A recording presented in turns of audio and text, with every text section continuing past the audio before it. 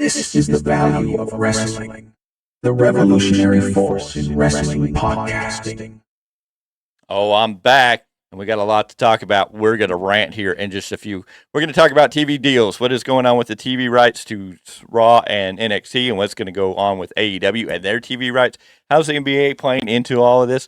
We're going to talk about that. Tony Khan's blunder last night, big announcement. Was it really that major of an announcement, or was it a major letdown? And then what did Tony Khan announce today that's changing the landscape of professional wrestling and setting a lot of people on fire?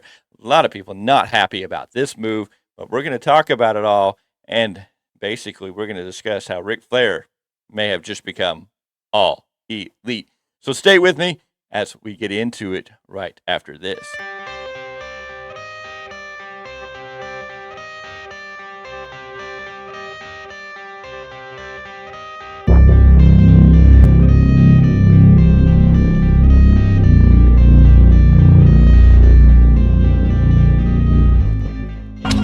Oh, no. I'm the Big Time, and this is Big Time Rants, right here on the Value Wrestling YouTube channel.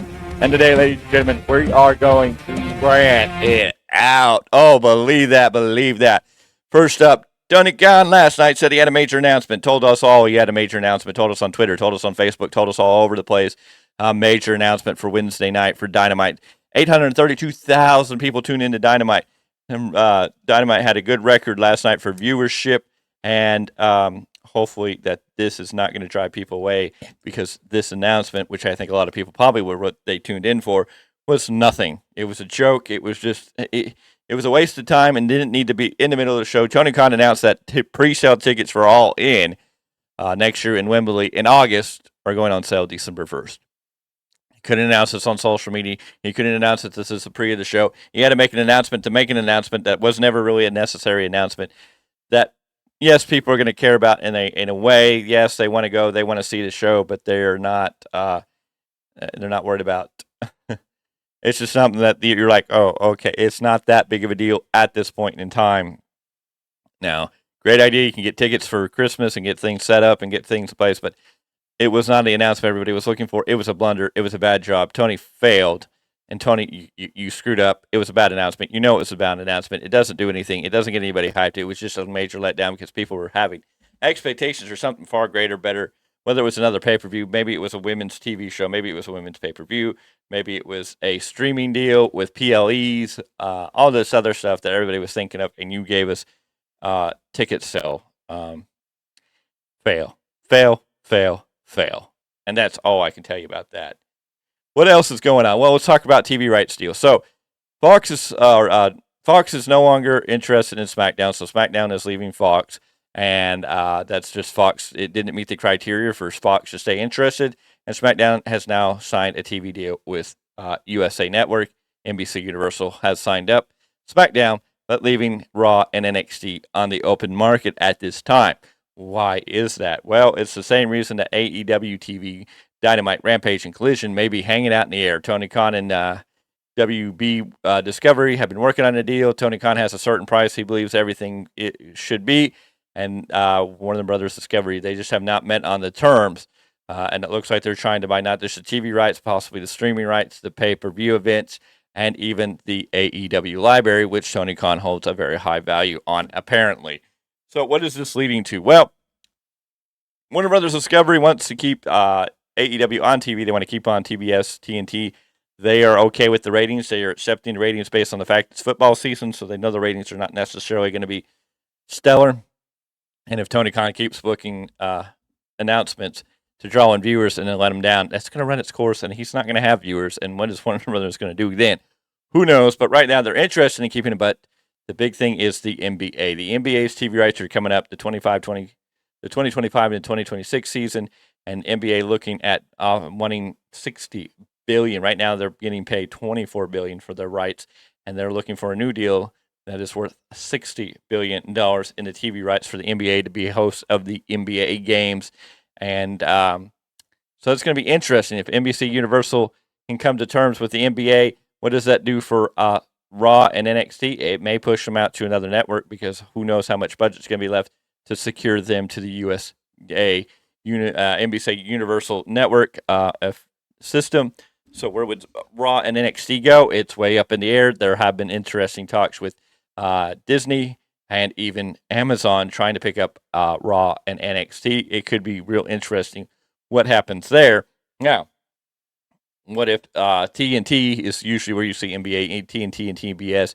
Warner Discovery already has the rights. They want to retain the rights, I'm sure. But if they've got to pay $60 billion, are they going to have the ability to afford AEW TV? Are they going to have the ability to retain the rights to keep AEW on TV or keep AEW on the TBS, TNT network? And that is what's going to get really interesting going forward, because if as Warner Brothers Discovery gets the NBA rights, how much money is left in their budget to keep a show and program like AEW on the air? And if AEW can't stay on TNT, TBS, where did they go? And are they going to go somewhere where somebody is going to look at those ratings and hold a more higher crucial standards to those ratings? And what does that do to the overall product? And how does that all play out? It's going to get real interesting. We're all kind of having to wait until the NBA kind of decides where it's going to go, who's going to be the big bidder, who's going to be willing to pay that $60 billion price tag for the rights to the NBA. If Universal gets it, then we're probably seeing Raw and NXT move to another network. If Warner Brothers Discovery, either Tony Khan's going to have to take way less than he thinks he has for a deal, or he's going to have to find another place to call home for AEW TV and whatever else may come out of it. So it's going to get real interesting real quickly, real fast on how that plays out. So right now we're waiting for NBA.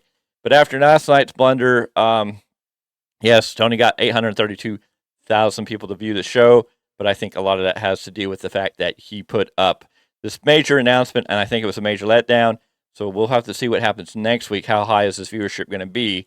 How high is viewership going to be for Collision even is another key subject, especially since it's going to be a long day of wrestling with Crown Jewel in the morning hours here and then Collision on Saturday night. It's going to get interesting. We'll have to see where the ratings fall for that too, and then see where they fall for next week's Dynamite.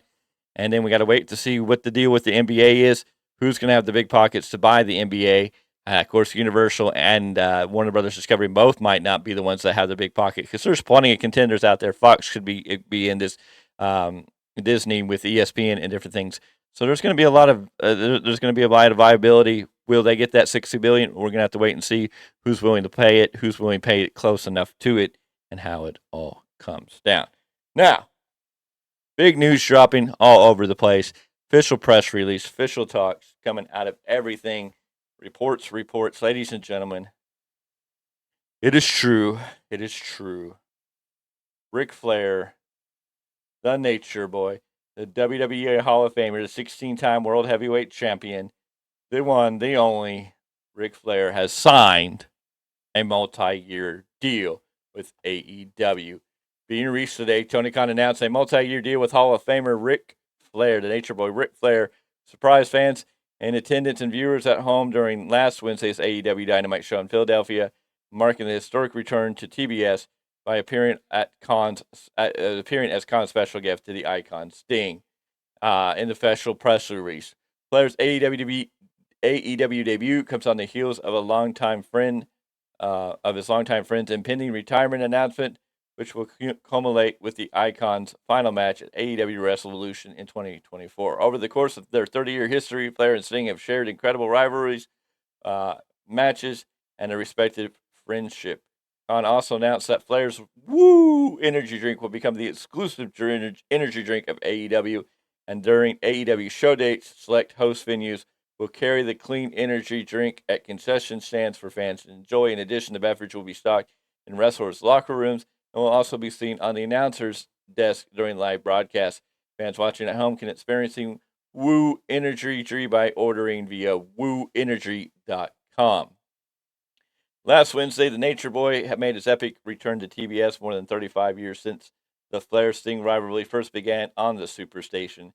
It's truly an honor to welcome the legend himself and Woo Energy to AEW. Rick cemented his legacy as one of the greatest professional wrestlers of all time long ago, and now his world-renowned persona and his amazing wrestling mind will be major assets to AEW's programming and our position globally. More importantly, it's fitting that the final chapter of Sting's iconic career will unfold on TBS with Ric Flair by his side. And it goes on, and this is the official announced statement. Ric Flair was even later stated, when he heard, um, you know, when he got in contact with Tony Khan, he was excited. He liked the idea. He couldn't say no. He said the AEW brand reminds him of WCW back in the day, or the WCW brand, which is a dead brand, which is owned by WWE. And if you're comparing AEW to WCW, and if you feel AEW is WCW, what the freak happened to WCW? So what you're telling me is, on the last Dynamite ever, as somebody from WWE walks in and says, "We bought our competition all over again, and we lived this nightmare in a way, or dream, whatever it may be, over again," as Ric Flair and Sting wrestled their last match at, what? Ladies and gentlemen, Ric Flair is signing a multi-year deal with AEW. Sting, I guess, is going to retire from in-ring wrestling. Maybe he's still going to be a part of AEW. Where does Ric Flair go here? I assume this means Ric Flair might. The probabilities of him getting in the ring are greater than ever before. If you saw Ric Flair's last match, good Jesus, gosh, having Flair there to ride out Sting's retirement is one thing. Having Sting on a multi-year contract, or having Ric Flair on a multi-year deal, having him sign a multi-year contract. Oh boy, I guess if he's going to go into it, JJ Dillon, and play a role as a manager, and build some type of stable around him, maybe there's something. I don't know. I don't know what they're going to do with him. I don't know why they felt the need to sign Ric Flair to a multi-year deal.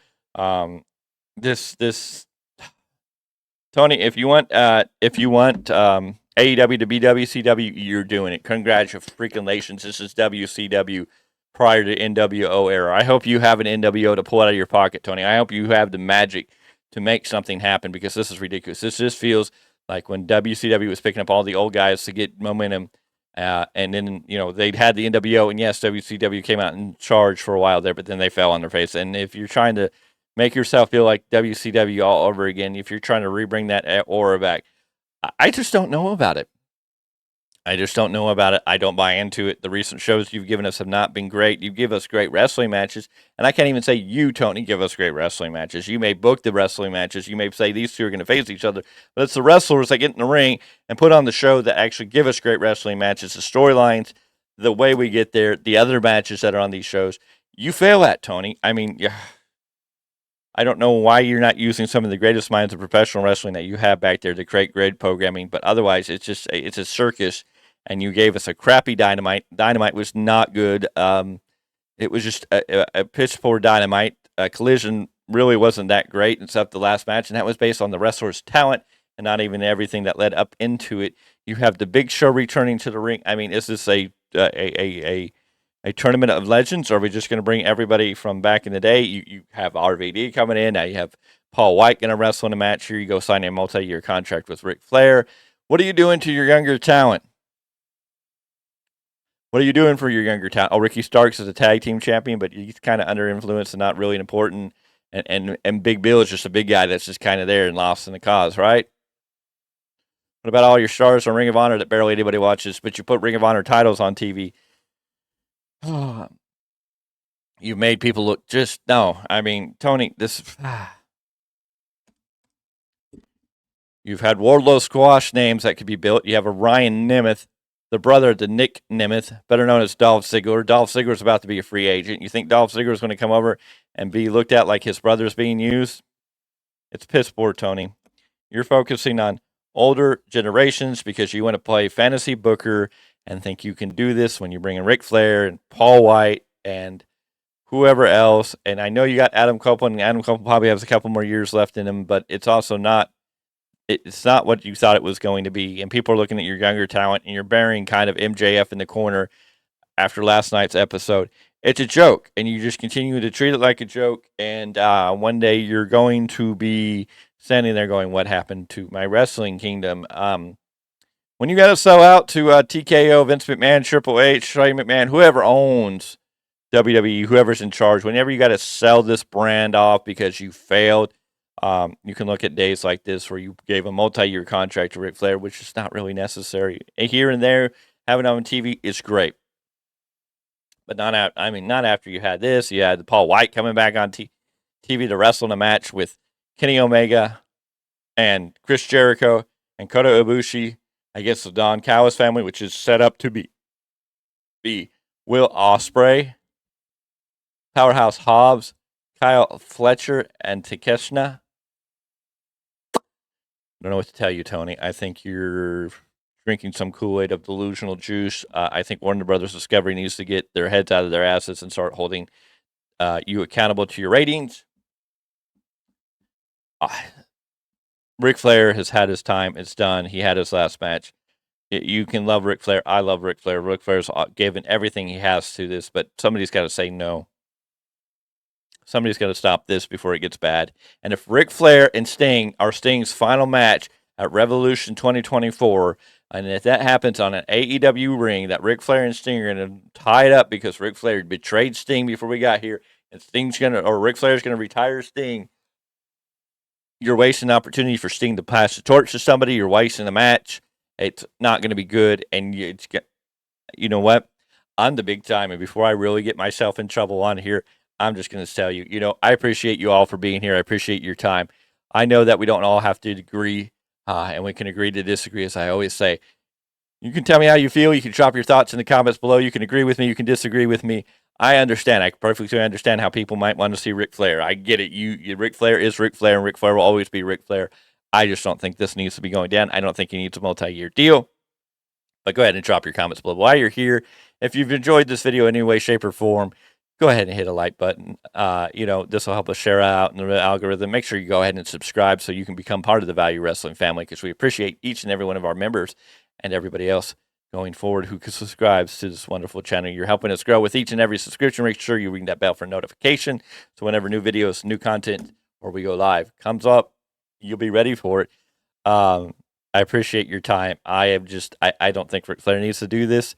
I know we don't all have to agree. I hope you understand. But I can't just sit back here and not call it like I see it. And I think Tony Khan is absolutely wrong for this one. This is multi blunders in 2 days that are just bad booking, bad for AEW. And yes, Ric Flair has some good. His energy drink could probably be a great thing, but no, this is no. Anyways, on the big time, I just want to get the heck out of here at this point, because I could rant all day about this. So, like I always say, until the next episode, it's time to say bye. I am out of here, and until next time.